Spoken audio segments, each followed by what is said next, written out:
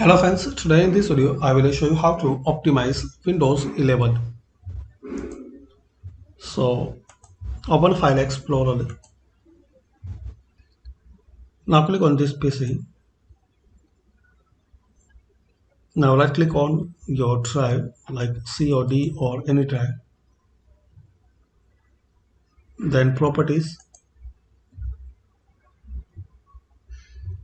Now here click on Tools.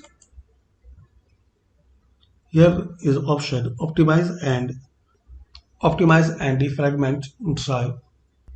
Optimizing your computer's drive can help it run more efficiently. So click on Optimize.